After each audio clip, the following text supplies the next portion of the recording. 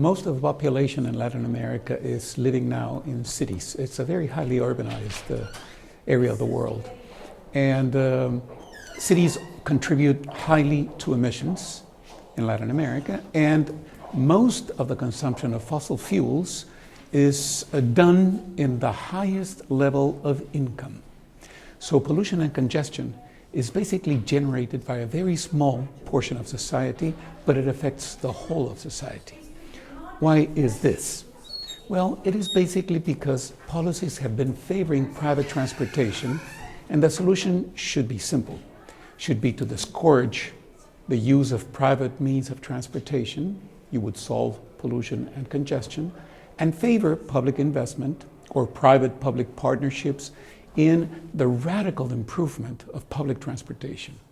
The solution would encompass not only a benefit for the environment, but it also would be socially inclusive because it opens opportunity for people of the lower level of resources in Latin American cities.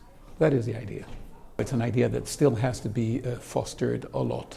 The business as usual reflex, let's say, is to flee public services as soon as you can because of their low quality. So you see a movement in Latin America where, as you become a middle level income region, to try to get away from private transportation, from public transportation into private transportation, from public schooling into private schooling, from public health into private health, and so on. So it's not really the desirable trend. So there's a lot of work to do with information and by finding the bridges of economic policy to bring this change about.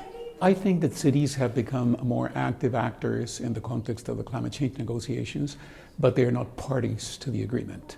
So it's up to the countries and to the level of activism of cities themselves to build coalitions among themselves, but to have a more intense dialogue with their own governments. And I think that the information and the way the story, the narrative is built is key to convince nations that by addressing urban problems, they're fostering these synergies between environment and social policy. You have a strong need for coordination between national policies and local policies. And some of the levers for change are at the national level. For example, fossil fuel taxing policies or fossil fuel subsidizing policies. Whereas investment for public transportation, mass transit systems of high quality, maybe fully at the local level or maybe a combination between national and local level. So that bridge has to be built. You now have policies, for example, to increase the quality of the vehicle ownership, but making the bridge between public transportation and externalities of the private sector, private transportation, is yet to be built, and we have to insist on that.